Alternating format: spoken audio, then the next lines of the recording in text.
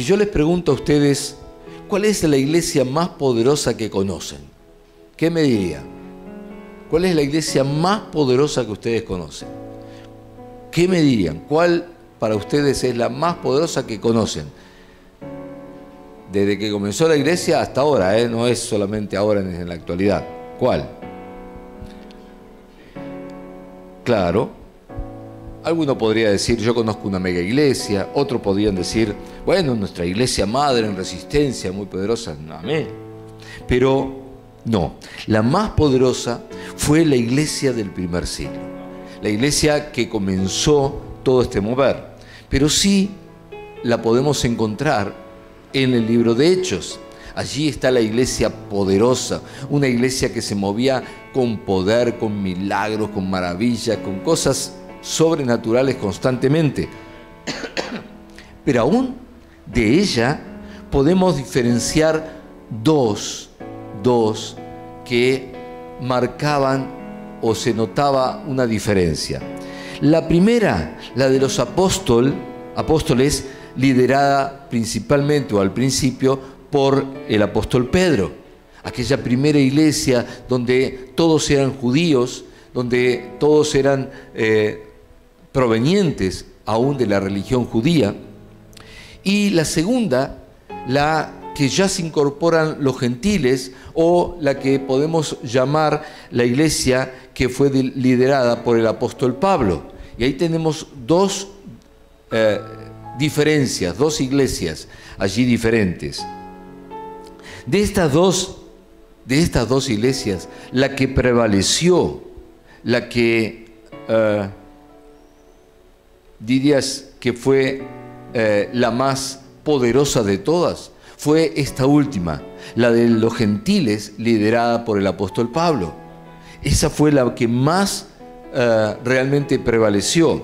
Es, sin duda, la más poderosa y es la que podemos encontrar, por ejemplo, en la ciudad de Éfeso, conocida como la iglesia de los Efesios, que realmente fue un ejemplo, fue la iglesia más poderosa y donde podemos ver que la mayoría citan como la iglesia ejemplar. El aprendizaje aquí de lo que estamos viendo está en dos puntos. Primero, la iglesia de los apóstoles, primero, la de los judíos, esa no prevaleció. Si usted mira, va a ver que la iglesia, esa que estaba liderada por todos judíos, esa no prevaleció. Y la iglesia de Pablo, de los gentiles, la iglesia, esa es la que prevaleció y aún prevalece. Entonces, tengo que empezar a darme cuenta de que allí había una diferencia. Había una diferencia entre la iglesia que era, en el principio, todos judíos, y la iglesia que comenzó en el momento en que el apóstol Pablo es llamado precisamente a pastorear una iglesia de gentiles, de no judíos. ¿Me va siguiendo hasta ahí? Entonces la pregunta que tengo directa para cada uno de nosotros es, ¿cómo pastoreaba el apóstol Pablo sus iglesias? ¿Cómo hacía el apóstol Pablo para pastorear sus iglesias? Dios te bendiga. ¿Él estaba allí constantemente con ellos? No, claro que no, porque el apóstol Pablo era un apóstol que recorría constantemente todas las ciudades. ¿Cómo lo hacía? Bueno, si usted se fija en las epístolas, se da a dar cuenta que él pastoreaba sus iglesias por medio de cartas. Le mandaba una carta a la iglesia de los Efesios, a la iglesia de Corinto, a la iglesia de los Filipenses, y así a cada iglesia iba mandando cartas. Es decir, que pastoreaba a sus iglesias por carta. No estaba presente todos los días con ellos. No era un pastor que estaba allí, que ellos podían verlo, que podían estar con él todos los días, sino que el apóstol Pablo iba visitando, pero quizás un año visitaba una o dos, no alcanzaba a visitar a todas y después pasaba un tiempo. Entonces, ¿cómo hacía él? Mandaba cartas. Tampoco tenía comunicación telefónica o internet. No había una red como YouTube o ninguna de las otras redes. Es decir, el apóstol Pablo no tenía lo que nosotros tenemos hoy. Sin embargo, pastoreó la iglesia más poderosa que se conoce en la historia de la iglesia cristiana. Llegó a llevar a los hermanos a un punto tal que las iglesias manifestaban poder de Dios con milagros, señales, todo sobrenatural. Y lo hizo pastoreándolos a través de cartas que se imaginan lo que tardaban en llegar, que se imaginan lo espaciadas que eran. Entonces, ¿dónde está la diferencia? Sin embargo, necesitamos entonces volver, yo diría, a ese pastoreo, a esa manera y a esa iglesia que Pablo logró.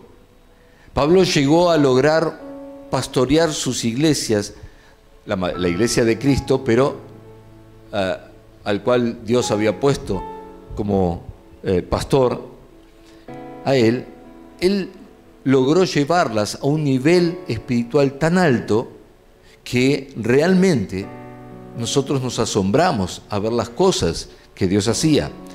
Necesitamos entonces entender cómo pastoreaba Pablo a las iglesias y cómo se movía en esas iglesias.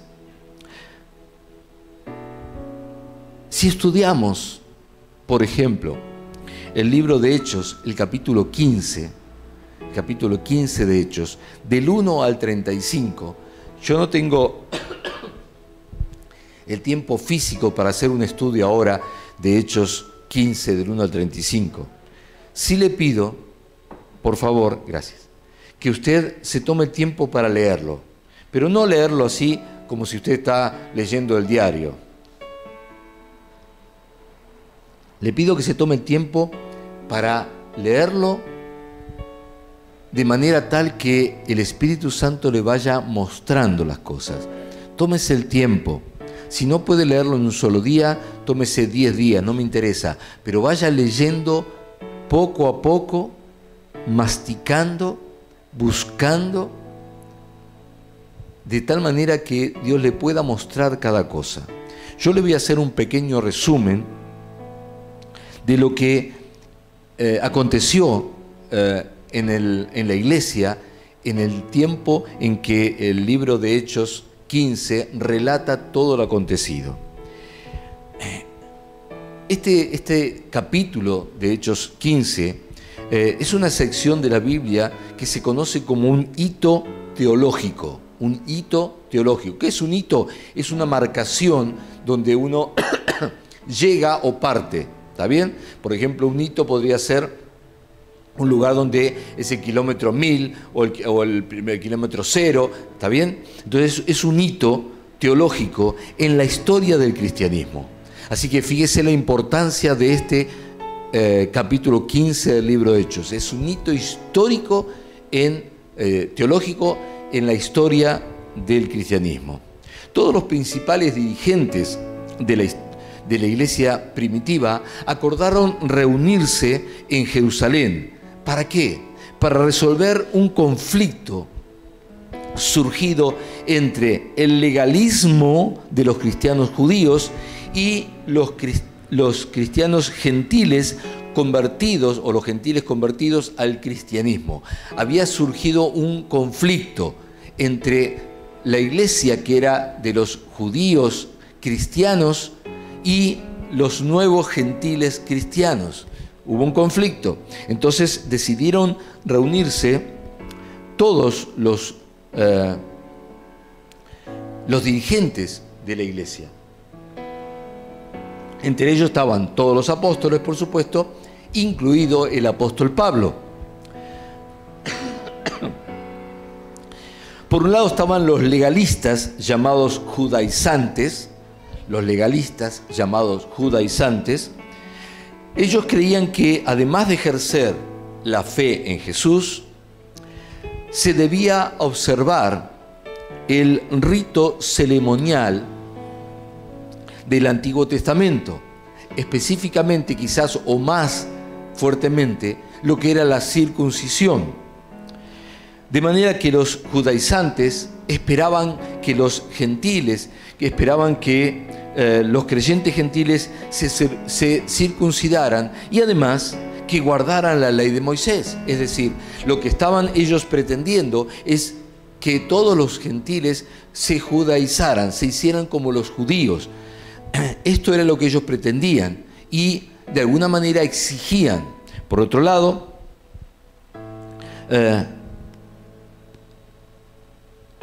ellos veían que todos los cristianos que se habían convertido del judaísmo lo hacían y lo seguían haciendo. Es decir, todas las generaciones de los judíos cristianos, todos se circuncidaban, guardaban la ley, los distintos ritos, es decir, no habían cambiado nada. Habían aceptado a Jesús, pero no habían cambiado nada. Después de muchas discusiones, el concilio sancionó lo que se ha convertido en el fundamento de la doctrina cristiana hasta el día de hoy. ¿Cuál es ese fundamento? Que la salvación es por gracia y solo a través de la fe, es decir, la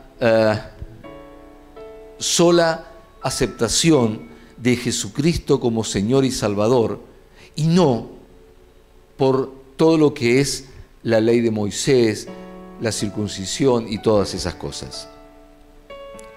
La clarificación de la salvación por la gracia, por medio de la fe en Jesucristo solamente, y esto hizo realmente que definitivamente se separara formal y definitivamente, decía, lo que era el judaísmo del cristianismo. ¿Por qué? ¿Por qué surge todo esto? Porque Pablo tenía una visión muy diferente a la que tenían los apóstoles judíos de antes. Pablo también era judío, pero él había sido llamado luego de que Jesucristo fue ascendido, y Jesús le revela a Pablo, que era un judío ortodoxo muy riguroso, que perseguía a la iglesia, le revela a Pablo algo que necesitaba conocer y entender, que no era tan necesario en el tiempo de Pedro, de Santiago, de todos los apóstoles.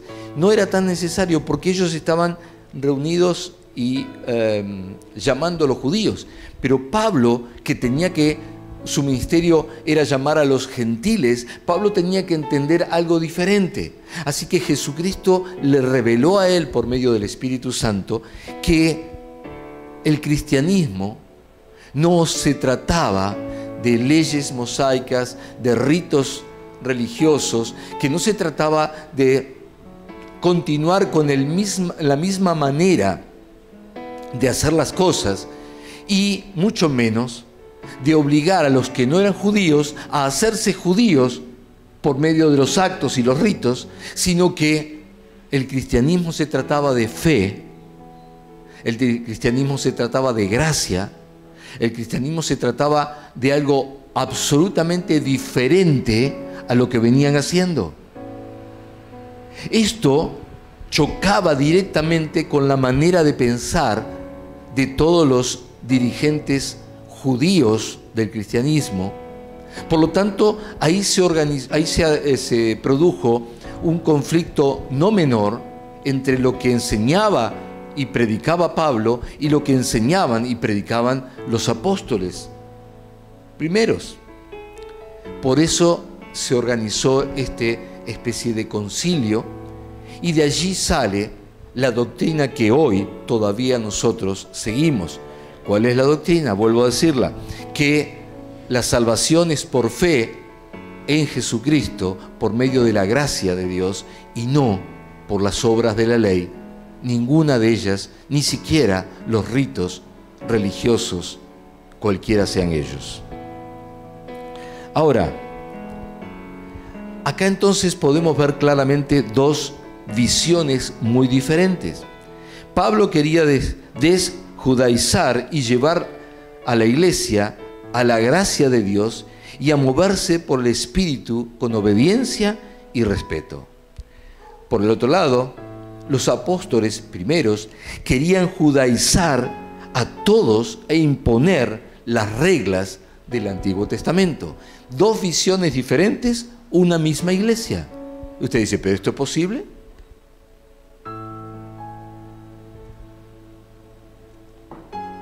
Pues mire si sería posible, y si es posible, que ya en la iglesia del primer siglo esto se daba.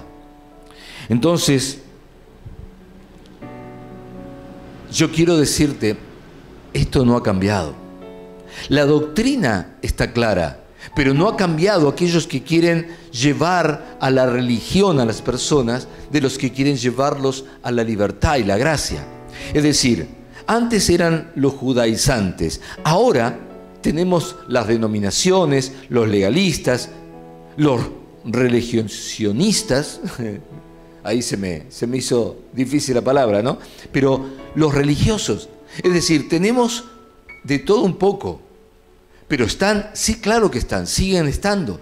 ¿Qué tenemos que hacer? Tenemos que hacer lo que el apóstol Pablo nos enseñó y nos enseña. Por eso dije que si la iglesia que prevaleció fue la de Pablo, y Pablo tenía una visión diferente, pastoreaba de una manera diferente y no se ataba a los preceptos religiosos de cómo se debe hacer, sino que tenía por encima de ellos, tenía lo que el Espíritu Santo le indicaba y se sujetó a ellos. Entonces nosotros tenemos que aprender del apóstol Pablo, porque la otra iglesia no prevaleció, la que prevaleció fue la de Pablo. Ahora, no quiere decir que dentro de esa luego volvieron a surgir los religiosos, los legalistas, volvieron a surgir, claro. Y entonces se separaron. Y ahí tenemos denominaciones, tenemos religiones, tenemos de todo. Pero la iglesia de Cristo sigue estando. Y la iglesia pastoreada por el Espíritu Santo, conforme a lo que Pablo enseñaba, también sigue estando. Y gracias a Dios hay muchos pastores que tienen el sentir que tenía Pablo, revelado por el Espíritu Santo. Usted se va a dar cuenta, lo va a notar rápidamente cuando se encuentra delante de líderes que son legalistas, porque el legalismo siempre está acompañado de miedo, de temor. Cuando hay legalismo, las personas tienen miedo a esto, miedo al otro, miedo a aquello, temor de aquello, temor de esto, temor de otro. Es todo un ámbito de temor. Y por supuesto servidumbre. ¿Por qué? Porque el temor te lleva a servir, a ser esclavo de. Mientras por el otro lado, el mensaje de gracia que representa a las buenas nuevas del Evangelio, trae libertad y gozo. Libertad y gozo. Dos cosas muy diferentes que usted los va a notar aún en las iglesias. Usted entra en la iglesia y siente que la gente anda con temor, con dureza, y entra a la iglesia y ve que todos están libres, felices, aceptando lo que Dios envía, lo que Dios manda, sin ningún tipo de problema. No es que hacer lo que Pablo nos va a enseñar sea fácil. No, pero es un hermoso desafío para hacer. O sea, el punto es, yo no digo que sea fácil, porque vivir bajo la gracia no es fácil. Es más fácil vivir bajo la religión, bajo el legalismo. ¿Por qué? Porque te dicen que tienes que hacer, listo, lo haces y ya está. La gracia necesitas tener comunicación con el Espíritu Santo, oídos para escuchar su voz y disponibilidad de corazón para sujetarse, aun cuando no te guste lo que te está diciendo. Pero el desafío de ese tipo de pastorado no está en el trabajo, en la labor que hay que hacer, ni tampoco en atender las necesidades o los requerimientos de los hermanos. El desafío es comprender lo que Dios quiere y la manera en que lo quiere o que quiere que lo hagamos. Ahí está el desafío. El desafío es que nosotros podamos entender qué es lo que Dios quiere. Porque claro, decir lo que Dios quiere desde mi punto de vista o desde el punto de vista de un determinado pastor es fácil. Pero poder entender, comprender lo que verdaderamente el Espíritu Santo quiere para la iglesia, para mi vida y cómo quiere que se haga, eso es un desafío. Cuando Dios...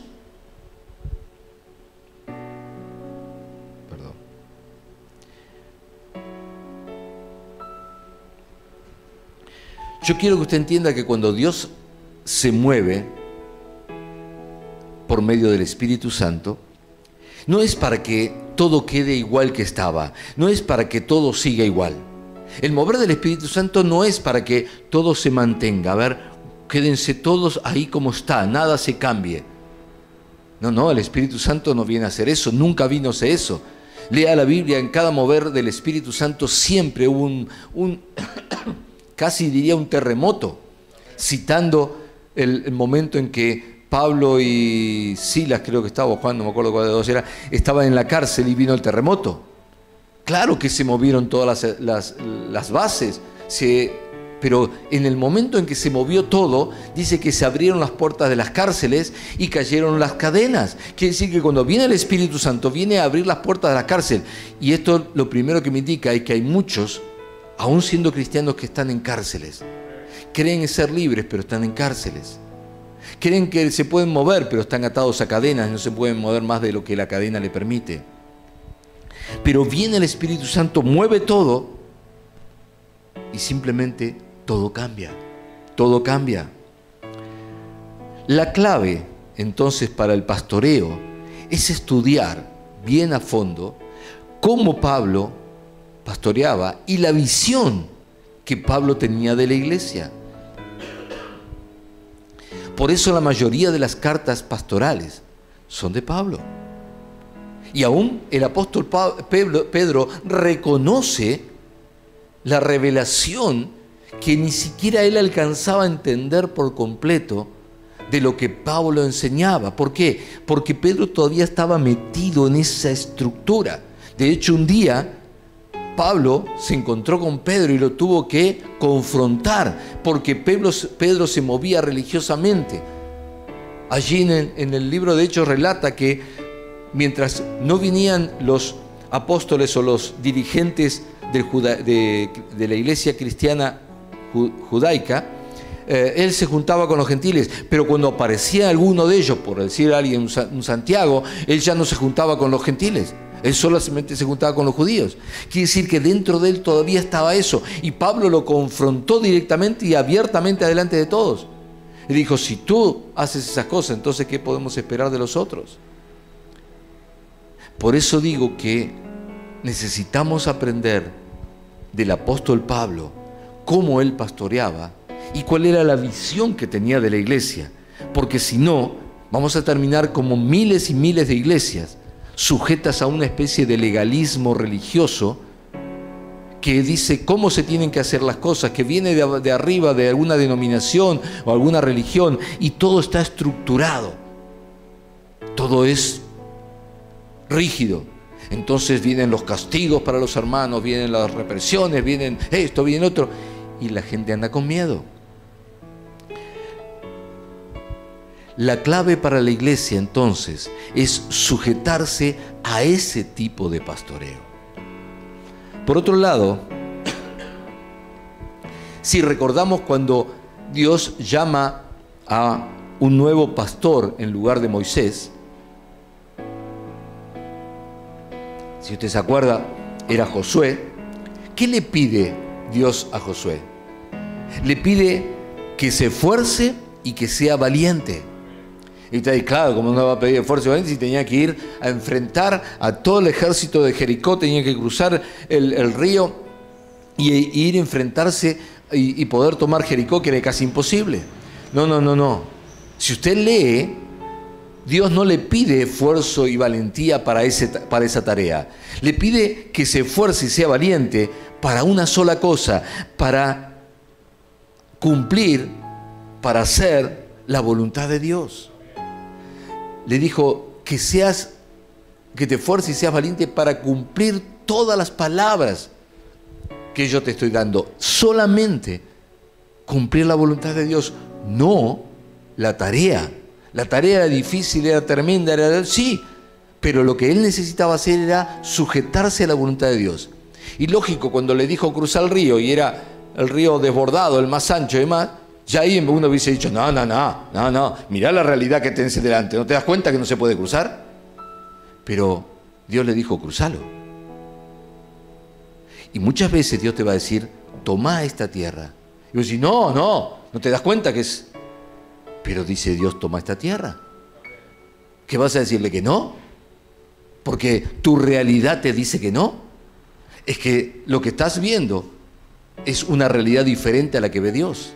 Dios veía el río abriéndose, vos veías el río desbordado. Entonces Josué tuvo que ser valiente, no para ir a pelear, valiente para ver la realidad que Dios estaba mirando. Entonces cuando Josué fue valiente y se esforzó en decir, si Dios dice, entonces yo lo hago. Y mandó que los sacerdotes pisaran el agua, y ni bien pisaron el agua, el río se abrió y cruzaron el Jordán en seco. Así te va a pasar a ti, si es que entiendes la manera en que el apóstol Pablo pastoreaba, porque entonces buscarás un pastoreo similar. Y luego se encontró con un Jericó amurallado. Las murallas eran tan altas y tan anchas que había casas, había gente que vivía en casas ahí arriba de la muralla. Imagínese cómo voy a hacer para voltear esa muralla. No le voy a tirar piedritas. Entonces, otra vez tuvo que creerle, o sea, valentía y esforzarse para creer lo que Dios decía. Tranquilamente José puede decir, no, pero ¿no te das cuenta de la realidad que tenés adentro? Lo que te estoy diciendo es, mirá, ¿no te das cuenta lo grande y inmensa y qué sé yo que es esa muralla? ¿Cómo voy a hacer para tirar esa muralla? No tienes que hacer nada. Tienes que ser valiente y esforzarte para creerle a Dios. Y él lo hizo. Y le dijo, vayan y hagan tal cosa. ¿Qué era lo que tienen que hacer? Caminar alrededor. Y un día, gritar y tocar las trompetas. Sí, pero así no se gana la batalla, pastor. Eso fue lo que dijo Dios. Y él lo creyó, fue valiente, se esforzó y lo hizo. ¿Y qué pasó? Las murallas se cayeron. Hermanos, hay muchas murallas que no se han caído delante de tu vista todavía porque no te has animado a ser valiente y esforzarte en creerle a Dios. Y Dios tiene cosas mucho más grandes de la que tienes en tu mano hoy para darte, pero no te la puede dar porque tú te niegas. Tú te niegas directamente. Dices, no, eso no es para mí, eso no es para nosotros, eso no es para la iglesia, eso no es. Sin embargo, el Señor dice, sí, yo te lo estoy entregando. El desafío siempre es hacer la voluntad de Dios y no la voluntad del hombre. Ese siempre es el desafío. El hombre busca siempre la religión, las estructuras, las formas. Busca su propia manera de ver las cosas, mientras que de allí precisamente vienen las denominaciones, las estructuras religiosas, los frenos, las imposibilidades, el sufrimiento, el dolor. De allí viene que termines alejándote porque ya no aguantas más tanto peso. Por el otro lado, Dios busca el corazón y la libertad para moverse en amor y en obediencia, siguiendo su voluntad, siguiéndolo a Él. Dios busca un corazón que esté dispuesto a ser libre. Escuche esto, dispuesto a ser libre. Ahí está la clave, dispuesto a ser libre. ¿Por qué? Porque cuando tú tienes demasiados no en tu corazón, no eres libre. Pero cuando tú decides decir, Yo soy libre. Para mí es todo lo que diga Dios es sí y es amén. Entonces me salgo de la esclavitud del no dentro mío. Entonces Dios busca un corazón libre. ¿Para qué? Para moverse en amor y en obediencia a Dios, siguiéndolo a Él. Amén. Lo más difícil del llamado y la visión es soltar lo viejo para tomar lo nuevo. Y no estoy diciendo que usted se divorcie ahora y se busque una chica más joven, ni un muchacho más joven. No se confunda. Estoy hablando de soltar lo viejo, lo religioso, lo estructurado, lo que siempre fue, lo que te enseñaron, quizás hasta lo que hasta ahora miran tus ojos, para poder tomar lo nuevo de lo que Dios te está mostrando, de lo que Dios quiere darte, de lo que a donde Dios te quiere llevar. Es decir, lo más difícil es soltar lo viejo para tomar lo nuevo. Es renovar la mente a lo que el Espíritu pide y está haciendo. Renovar tu mente. Amados, yo les puedo asegurar que el desafío nuestro en estos últimos años ha sido renovar la mente para que no entendamos a la iglesia como siempre me habían mostrado, como siempre me la enseñaron o como algunos querían imponerme. Tuve un desafío enorme para poder aceptar a la iglesia como el Espíritu Santo me la estaba mostrando. Porque yo la quería como siempre fue. Yo la quería como debía supuestamente ser. Yo la quería como otros la tenían. Pero el Espíritu Santo me dijo, no va a ser así. Y comenzaron a venir los desafíos uno tras otros. Y fue duro, fue muy duro. Fue durísimo. Sufrí, claro que sufrí, porque yo me resistía, yo quería la iglesia que tenían otros. A la manera en que otros pastoreaban, a la manera en que otros la veían. Pero el Espíritu Santo me estaba mostrando otra. Hasta que finalmente me rendí. Necesité valentía y necesité esfuerzo, pero me rendí a la iglesia, a la visión que Él quiere. Así que mi oración todas las mañanas es que Él siga siendo el pastor y que la iglesia vaya a donde Él quiere. Que sea su visión y no la mía. Que sea su visión de la iglesia y no la mía. Quizás este desafío para la iglesia, ya no para solamente el pastor, sino para la iglesia, lo podemos encontrar bien claro, bien específico en el libro de Romanos 12. El libro de Romanos 12, vamos a leerlo. Todo el capítulo es un llamado a caminar como Pablo caminaba y como el Espíritu le revela a Pablo para que nos enseñe a nosotros ahora, en ese momento. Él se los enseñó por carta, pastoreando a la iglesia que estaba en Roma. Romanos 12, vamos a comenzar a leer en el 1. Mi Biblia dice como título, deberes cristianos. No sé qué dice la suya, hay distintos... Hay otros títulos, he leído por ahí, no me acuerdo ahora, se los iba a decir, pero bueno, no importa. Dice también lo suyo, bueno, estamos allí. Romanos 12:1, vamos a leer todo, así que póngase cómodo para leer. Dice, por lo tanto, amados hermanos, les ruego que entreguen su cuerpo a Dios por todo lo que Él ha hecho. Yo voy a estar leyendo, perdón, me olvidé decirle, yo voy a estar leyendo la Nueva Traducción Viviente, ¿sí? Por lo tanto, amados hermanos, les ruego que entreguen su cuerpo a Dios por todo lo que Él ha hecho a favor de ustedes. Que sea un sacrificio vivo y santo, la clase de sacrificio que a Él le agrada. Esa es la verdadera forma de adorarlo. No imiten las conductas ni las costumbres de este mundo. Más bien dejen que Dios los transforme en personas nuevas al cambiarles la manera de pensar. Entonces aprenderán a conocer la voluntad de Dios para ustedes, la cual es buena, es agradable y es perfecta. Note esto: buena, agradable y perfecta.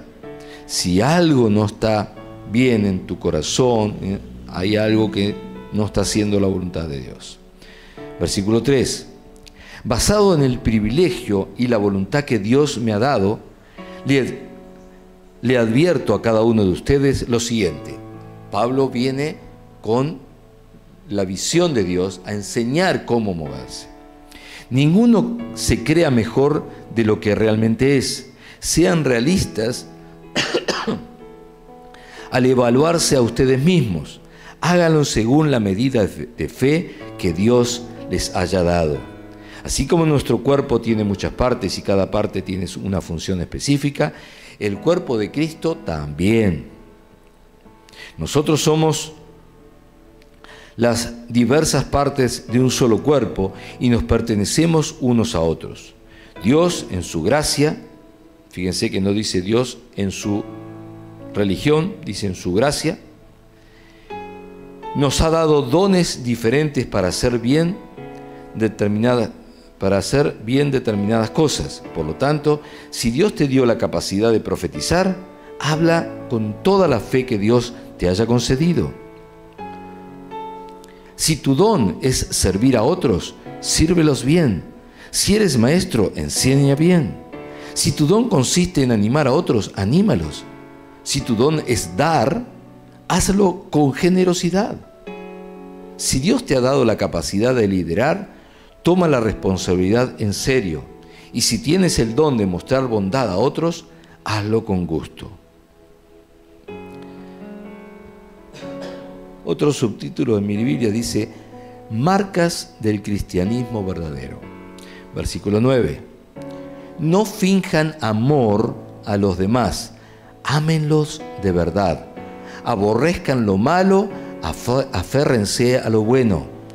Ámense unos a otros con un afecto genuino y deleítense al honrarse mutuamente.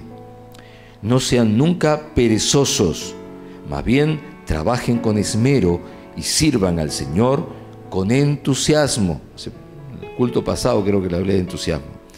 Alégrense por la esperanza segura que tenemos. Tengan paciencia en las dificultades y sigan orando. Estén listos para ayudar a los hijos de Dios cuando pasen necesidad. Estén siempre dispuestos a brindar hospitalidad. Bendigan a quienes los persiguen, no los maldigan, sino pídanle a Dios en oración que los bendiga. Alégrense con los que están alegres, lloren con los que lloran. Vivan en armonía unos con otros. No sean tan orgullosos como para no disfrutar de la compañía de la gente común. Compórtense de tal manera, y no piensen que lo saben todo.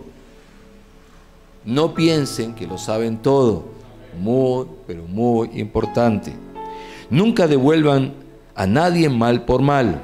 Compórtense de tal manera que todo el mundo vea que ustedes son personas honradas. Hagan todo lo posible por vivir en paz con todos. Queridos amigos, nunca tomen venganza. Dejen que se encargue la justicia, la justa ira de Dios, pues dice la Escritura: yo tomaré venganza, yo les pagaré lo que se merecen, dice el Señor. En cambio, si tus enemigos tienen hambre, dales de comer. Si tienen sed, dales de beber. Al hacer eso, amontonarás carbones encendidos de vergüenza sobre su cabeza. No dejen que el mal los venza, más bien venzan al mal haciendo el bien. Amén y amén. Las palabras claves en este pasaje bíblico son renovar, transformar y obedecer. Se las repito: renovar, transformar y obedecer. Amén. 3 claves. Renovar. ¿Qué es renovar? Es no seguir las viejas costumbres. No seguir las viejas costumbres. ¿Cuál era tu costumbre hasta ahora? En cualquier área, en cualquier aspecto, ¿cuál era tu costumbre? Bueno, si realmente vas a renovar, como es el mandato aquí, vas a tener que cambiar esas costumbres. Lo segundo, transformar. ¿Qué es transformar? Es no amoldarse al mundo donde tú estás viviendo o del cual estás rodeado. Es decir, no te amoldes, no te acomodes a ese mundo. Es que todos tal cosa, es que todos tal otra, es que todos acá, es que todos allá. No. Transformarse es no amoldarse a ese modelo que, por otra parte, el diablo es el que lo está imponiendo. Y tercero, obedecer. ¿Qué es obedecer? Bueno, es seguir al Espíritu Santo y no a hombres o religiones. Amén. Para cerrar esta enseñanza, quiero ir un poquitito en una especie de resumen, decirles que la diferencia entre el legalismo y la gracia es que el legalismo frena, paraliza y abre la puerta al enemigo para caer para que nos haga caer y que pueda entonces él actuar robando, matando y destruyendo. En este momento, las noticias son que hay más de 17 muertos aquí en Buenos Aires por una droga, por drogas, las drogas que se venden clandestinamente, pero envenenada.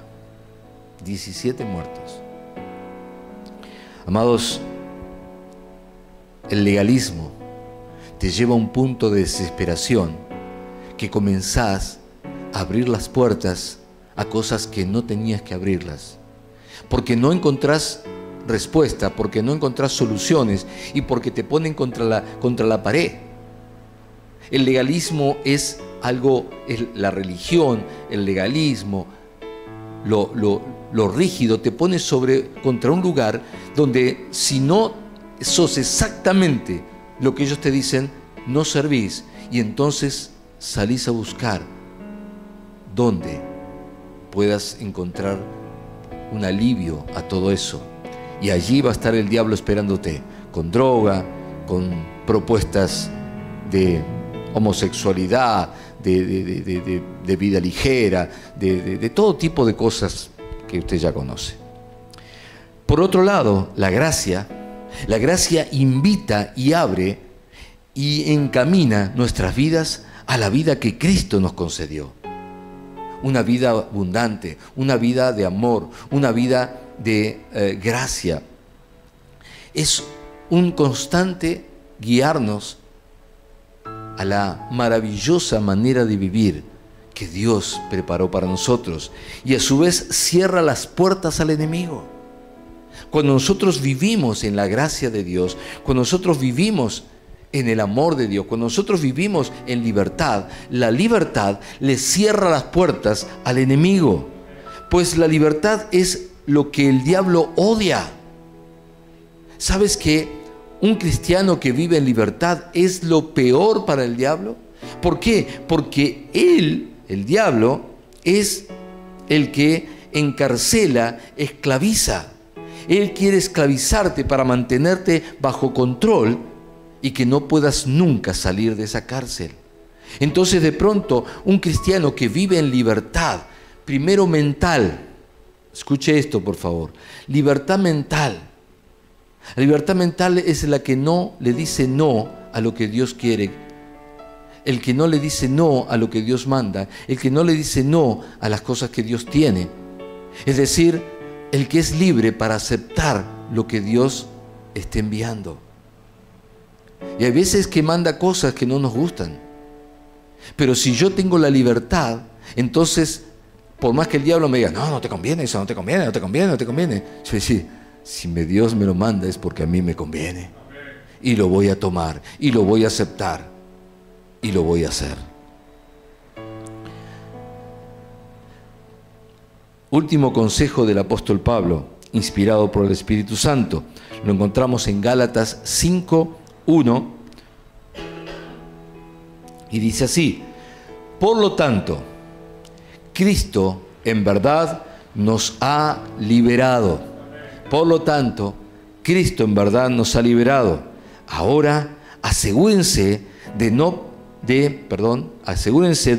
permanecer libres y no se esclavicen de nuevo. No se esclavicen de nuevo.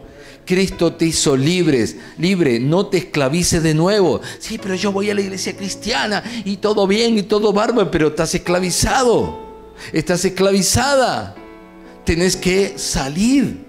¿Por qué? Porque entraste en un espacio de legalismo, de religiosidad, de estructuras, de denominaciones que él manda aquel y baja la orden y todos tienen...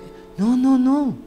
El único que manda es Dios. El único al cual nosotros tenemos que sujetarnos es al Espíritu Santo que hoy está sobre nosotros.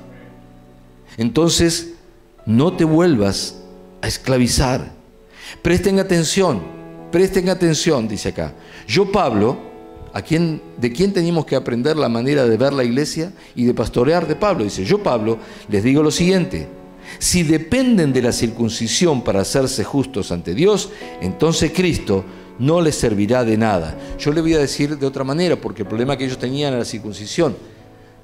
Si tú dependes del legalismo, de la religión o de una iglesia determinada, de una denominación determinada para poder ser salvo, entonces de nada sirve lo que Cristo ganó, lo que Cristo hizo. Lo repito: si pretenden lograr el favor de Dios mediante la circuncisión, vamos a ponerle legalismo, entonces están obligados a obedecer cada una de las ordenanzas de la ley de Moisés. Pues si ustedes pretenden hacerse justos ante Dios por cumplir la ley, han quedado separados de Cristo. Escuche esto, porque puesto en nuestro tiempo, quiere decir que aquellos que se sujetan al legalismo, a religiones, quedan separados de Cristo. ¿Se puede perder la salvación? Lo acabo de escuchar. Usted queda separado de Cristo si se sujeta a religión, a legalismo, a estructuras, a cosas de hombres. Se separa de Cristo. No lo digo yo, lo dice aquí la Biblia. Han caído de la gracia de Dios. Pero los que vivimos por el Espíritu, y acá está lo opuesto, los que vivimos por el Espíritu, esperamos con anhelo recibir por la fe la justicia que Dios nos ha prometido. Pues una vez que depositamos nuestra fe en Cristo Jesús, de nada sirve estar o circuncidado. Acá no entendí la palabra como lo está escrita, pero dice: de nada sirve estar o no, perdón, ahí yo estoy leyendo mal, estar o no circuncidado, es decir, de nada sirve sujetarse o no a las cosas legalistas. Lo importante es la fe que se expresa por medio del amor. Ahí está el detalle. Ahí está el detalle. Lo importante es la fe que se expresa por amor. Ustedes corrían muy bien la carrera. ¿Quién les impidió seguir la verdad? Seguro que no fue Dios. Escuche esto. Seguro que no fue Dios. Pablo dice: ustedes comenzaron bien, bajo la gracia, en libertad. ¿Quién les impidió seguir? No fue Dios. No digan que Dios lo mandó a ponerse bajo la sujeción de tal legalismo, de tal religión, de tal iglesia, porque allá la denominación y qué sé yo. No. Ese no fue Dios. Porque Él es quien los llamó a ser libres. Esa falsa enseñanza es como un poquito de levadura que impregna toda la masa. Confío en que el Señor los guardará de creer falsas enseñanzas. Más claro no lo puedo poner yo. Dios juzgará a las personas que lo están confundiendo, sea quien fuere. Versículo 16. Por eso les digo, dejen que el Espíritu Santo los guíe en la vida. Entonces No se dejarán llevar por los impulsos de la naturaleza pecaminosa. Versículo 25. Ya que vivimos por el Espíritu, sigamos la guía del Espíritu en cada aspecto de nuestra vida. Amén y amén. Amados, para cerrar definitivamente esta enseñanza, solo me resta decirles, seamos libres, con la libertad con que Cristo nos hizo libres. No estemos atados a otra vez a preceptos de hombres que manipulan la verdad con el solo propósito de sacar ganancia, conveniencia para ellos, pero no para Dios. Seamos libres en la libertad con que Dios nos hizo libres. Solo tienes que dejar que tu mente se convierta. Las claves eran renovar, transformar y obedecer, ¿verdad? Deja que tu mente sea renovada. Es que toda mi vida yo fue así y así lo pensé y así lo pienso y así lo digo y así lo vivo. Pues tienes que cambiar, tienes que renovar ese pensamiento y tienes que transformarte a lo que Dios está llamando. Porque si no, no te va a poder usar Dios. Porque si no, no vas a poder ser útil para Dios. Porque si Dios de pronto te dice, mañana tenés que tomarte un avión y salir para tal lugar, y tu realidad va a ser, no, yo no puedo hacer eso. Mire esto, mire aquello, mire otro, mire, me saca 58, ¿por qué no vas a hacerlo? Pero Dios te dijo que vayas, ¿qué vas a hacer? ¿Qué vas a hacer?